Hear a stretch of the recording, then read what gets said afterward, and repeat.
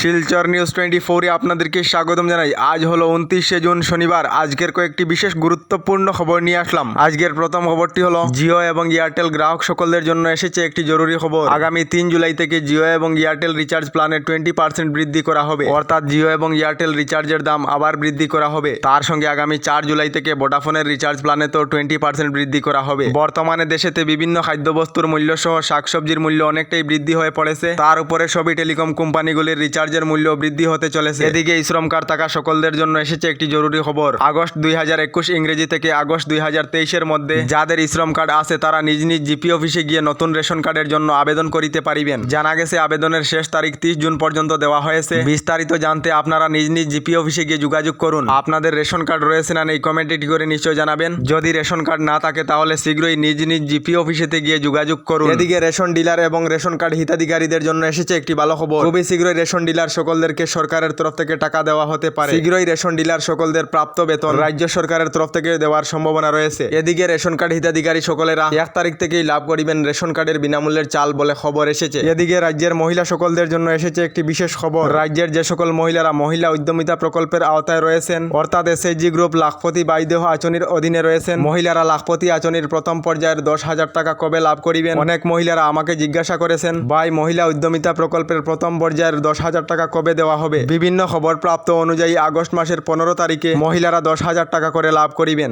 রাজ্যের যে সকল মহিলারা এখনো পর্যন্ত অরুণোদয় আঁচনিতে অন্তর্ভুক্ত হয়েছেন না, তাদের জন্য মুখ্যমন্ত্রী ডক্টর হেমন্ত বিশ্ব শর্মার বৃহৎ ঘোষণা। মুখ্যমন্ত্রী ডক্টর হেমন্ত বিশ্ব শর্মা জানিয়েছেন আগামী 1 মাসের মধ্যে রাজ্যের প্রত্যেক দরিদ্র এবং মধ্যবিত্ত পরিবারের মহিলাদেরকে অরুণোদয় আঁচনির তালিকায় অন্তর্ভুক্ত করা হবে। মুখ্যমন্ত্রী জানিয়েছেন রাজ্যের প্রত্যেক পরিবারের মহিলাদেরকে অরুণোদয় আঁচনির আওতায় নিয়ে আসা হবে। খুবই শীঘ্রই রাজ্যে আবার নতুন করে অরুণোদয় আঁচনির আবেদন আরম্ভ হবে। আপনারা অরুণোদয় আঁচনি লাভ করেছেন না কমেন্টে করে নিশ্চয় জানাবেন। এদিকে আবহাওয়া বিজ্ঞান কেন্দ্রের তরফ থেকে রাজ্যে হাই অ্যালার্ট জারি করা হয়েছে। বরাক উপত্যকা সহ রাজ্যের বিভিন্ন জেলায় আগামী 2 জুলাই পর্যন্ত ধারাসার বৃষ্টিপাতের সম্ভাবনা রয়েছে, যার জন্য রাজ্য জুড়ে হাই অ্যালার্ট জারি করা হয়েছে। এদিকে আজ টি-20 ওয়ার্ল্ড কাপের ফাইনালেতে ভারত মুখোমুখি হচ্ছে দক্ষিণ আফ্রিকার সঙ্গে। প্রায় 10 বছরের পর টি-20 ওয়ার্ল্ড কাপের ফাইনালে পৌঁছেছে ভারত। আজ রাত্রি 8টার সময় টি-20 ওয়ার্ল্ড কাপের ফাইনাল ম্যাচ অনুষ্ঠিত হবে। টিম ইন্ডিয়ার জয় নিশ্চিত নাকি কমেন্টে নিশ্চয় জানাবেন। এদিকে এখনো পর্যন্ত যে সকল লোকেরা সরকারি গড় লাভ করেননি তাদের জন্য এসেছে একটি ভালো খবর। যে সকলের প্রধানমন্ত্রী আবাস যোজনার তালিকায় নাম রয়েছে তারা শীঘ্রই সরকারি গড় লাভ করিবেন। সঙ্গে বিনামূল্যের শৌচালয় এবং বিদ্যুতের কানেকশন, তার সঙ্গে এলপিজি গ্যাস কানেকশন খুবই শীঘ্রই লাভ করিবেন। যে সকল লোকেদের এখনো পর্যন্ত সরকারি গড়ের তালিকায় নাম নেই তারা অনলাইনের মাধ্যমে সরকারি গড়ের জন্য আবেদন করিতে পারিবেন। কারণ হলো খুবই শীঘ্রই কেন্দ্রীয় সরকারের তরফ থেকে দেশের দরিদ্র এবং মধ্যবিত্ত লোকেদেরকে প্রধানমন্ত্রী আবাস যোজনার অধীনে 3 কোটি সরকারি গড় প্রদান করা হবে। আপনারা সরকারি গড় লাভ করেছেন না কমেন্ট